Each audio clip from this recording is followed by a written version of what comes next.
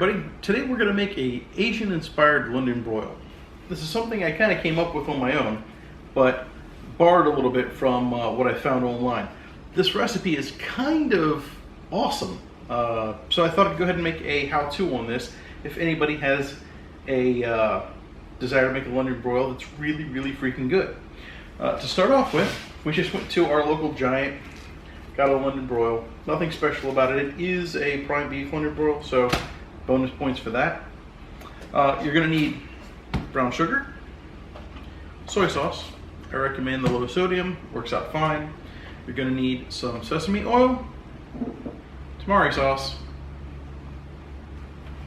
sriracha, and some lemon juice. You don't need a whole lot of any of this, and we're only going to need a half cup and a third cup to do the measuring. This should be a really easy thing for anybody that wants to do this. We're going to start with a half a cup of soy. Fill it right up to the edge.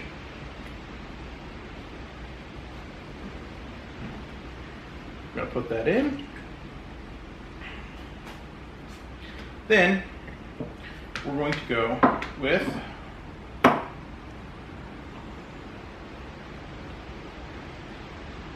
about 1/6 of a cup of tamari sauce. So fill your 1/3 about halfway up. I lied. You're totally going to need a tablespoon. You're going to need 2 tablespoons of sesame oil. Don't spill this stuff. This stuff is potent. I would recommend when you put it in different sides. That way it mixes up just a little bit better. Anybody that's brave, go ahead and lick the spoon when you're done. Get these guys out of the way. As far as the brown sugar, we're going to go right back to half a cup. Go ahead and get that filled in.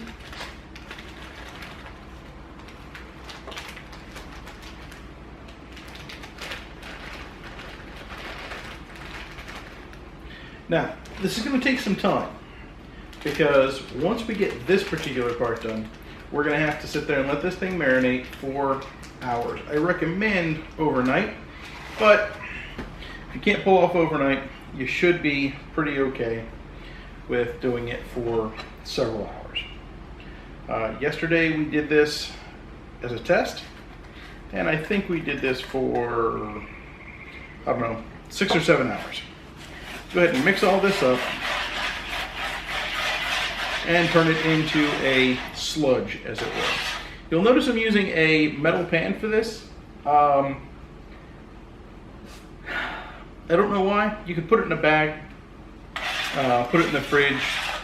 I tend to like putting the sauce on top of it, keeping an eye on it. But it's totally up to you. There's no right or wrong answer to that.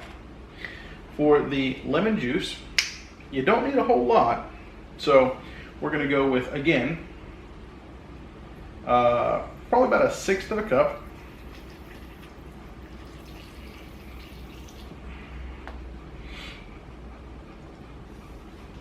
Put that in there. And last but not least, sriracha.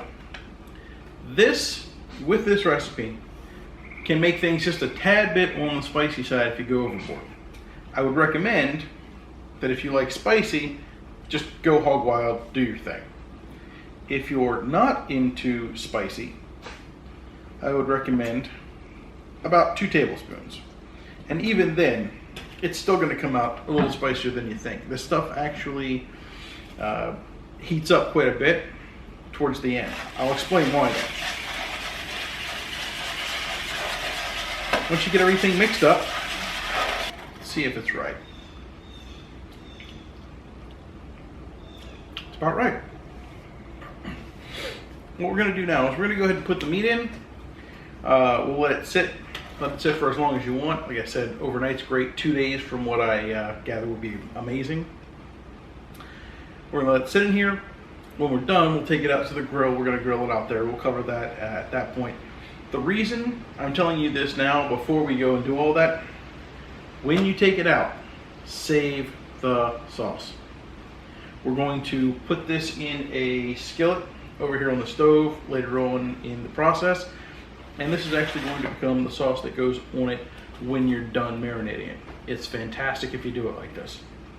So for now, we're going to go ahead and put our meat in.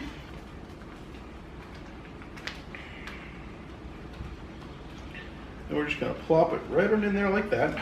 While it's in here, it's a good opportunity to take some time to make sure that you get this on the top. That way it's not working completely one-sided. Or if you have it in a bag, doesn't matter. For some reason, I like doing it this way. I think the reason is the very first time I ever did this, I didn't have the damn bag. And it worked out well. So why change what works? With that said, let's put it in the fridge. Last thing to remember, before we cook it, before we put it on the grill, we're going to take it out and we're going to let it sit for 1 hour so that it can get up to room temperature before we go ahead and throw that thing on the grill. And we're back. It's been, oh, I don't know. There's a clock back there. I can probably figure out from the video, but it's probably been a good few hours. This thing's going to get cooked in 4 hours, give or take. So we still have plenty of time. We're going to go ahead and we're going to flip this puppy over. Just like that. We're going to make sure that we've got everything covered in this stuff.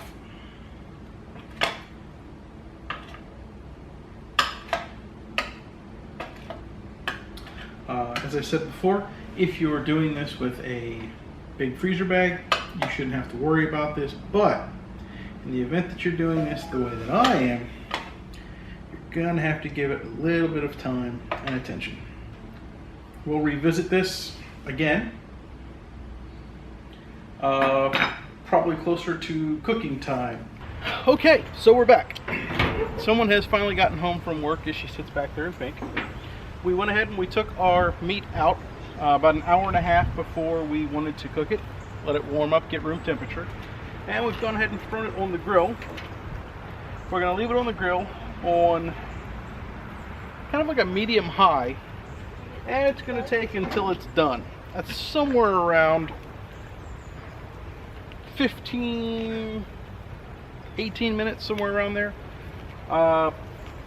for this big of a piece of meat.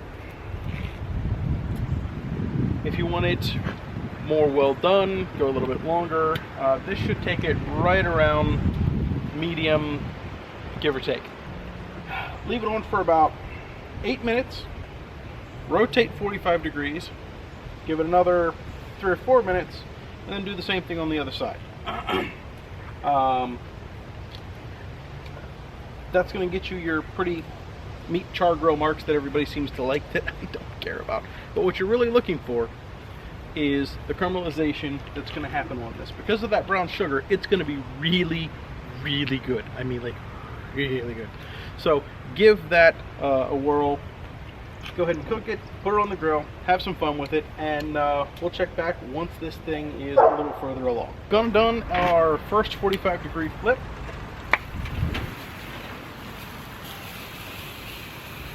Now we're doing our second 45-degree flip, our flip over.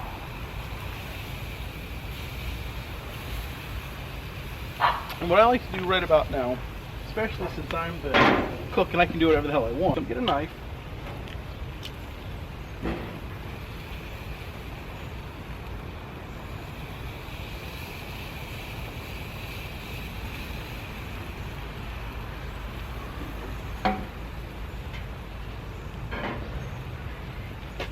And see right where we've landed, which is right where I want to. A little earlier than I expected, but let's give it a minute on this side to caramelize up, and then we'll call it a day. Meanwhile, on the inside, we've got that sauce simmering in a skillet, stainless steel, and we'll go check on that in just a few minutes. We brought our steak in, and in the back, as I said, we have a simmering sauce. This is going to bring out some of that heat that I had mentioned with the sriracha.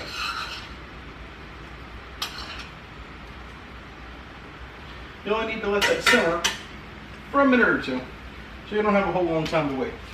The next hardest part is figuring out what Sarah is going to want with it. You want to get 2 plates ready with some arugula? Arugula with radishes is just about right.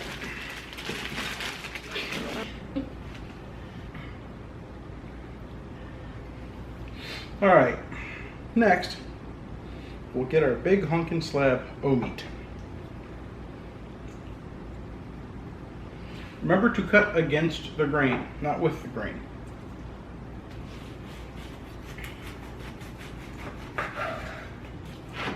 Ah, it's very hot.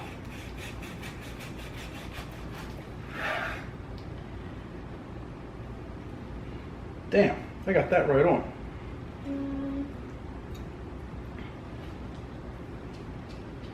It's gonna come out pink like the other one.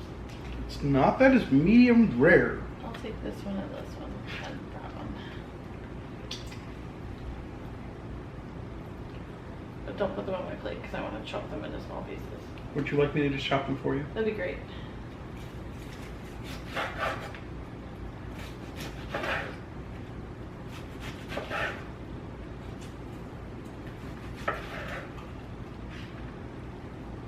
Smaller?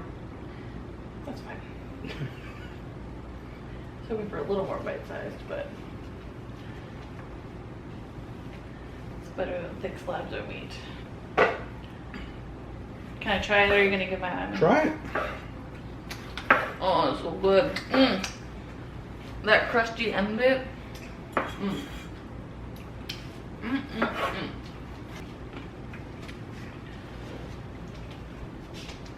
When you're done, go ahead and use the sauce that we created earlier in that skillet. Put it over your salad, your whatever you happen to be doing. By the way, it's also really good on corn. On corn? On corn. Tried it last night. Oh, the sauce on corn. I thought you meant the steak on corn. I was like, that's weird. Oh. And this is what it comes out with. I'm telling you, it's great. This is one of the better things that I have cooked in my life, and in particular, figured out all on my own. Give it a whirl. Tell me if you like it. Don't forget to like and subscribe. If you do like it, please subscribe. If you don't like it, please at least like. We hope that you guys continue to support us in this. We love doing it, and I hope that you guys like this meal. See ya.